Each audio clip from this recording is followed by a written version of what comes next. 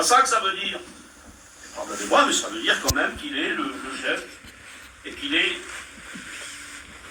Voilà, ça sera pas mal compris, on a assez de maturité spirituelle pour lire entre les lignes. Je ne suis pas en train de dire que le serviteur de Dieu ou le monsieur, il est le chef absolu et elle n'a pas droit à la parole, elle a le droit de rien dire, et si elle parle trop, il faut l'étrangler. Je ne suis pas en train de dire ça.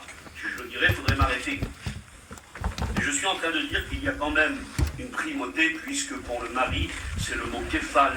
Il est la tête du foyer. Il est le bras. L'homme ne doit pas faillir.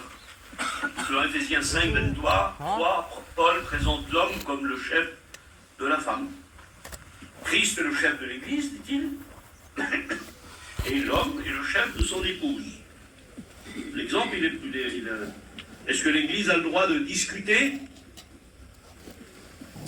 les paroles du chef? Est-ce que l'Église a le droit de dire « Tu te trompes, Jésus ?» Les gazos peuvent se tromper des fois aussi, nous. Jésus ne se trompe pas, mais le monsieur peut se tromper. Eh bien, c'est ce que Steve a dit hier. Et c'est ce que d'autres frères ont dit hier. Bien sûr qu'il peut y avoir une parole de sagesse dans la bouche de nos épouses. Bien sûr qu'ils peuvent des fois tempérer, parce que nous, c'est notre caractère qui est mis en avant.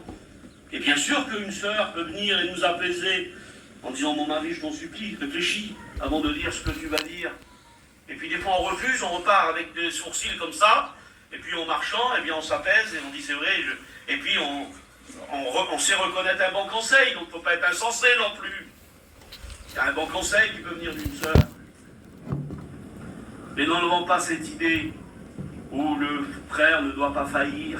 Un jour j'étais à la convention, et puis j'étais tout à fait derrière, et devant moi il y avait deux petites jeunes femmes. Il y en a une qui poussait une poussette avec un enfant dedans. Et je les écoutais parler trop fort. Et elles disaient l'une à l'autre, elle dit « Ah, cet été je ne vais pas dans la mission à tel. Cet été je m'en vais là-bas. Parce que j'ai écouté que là-bas il y a eu ça, il y a eu ça, il y a eu ça. » On avait l'impression que c'était soit une jeune veuve, ou que le monsieur c'était le caniche. C'est elle qui décidait tout. Ah non, pas le droit. C'est marqué dans la parole de Dieu. C'est l'ordre de Dieu lui-même. Dieu dit, tes désirs se porteront vers ton mari. C'est ça la loi de l'origine. C'est ça qui était prévu au départ. Tes désirs se porteront vers ton mari, mais lui te dominera. Qu'est-ce que ça veut dire?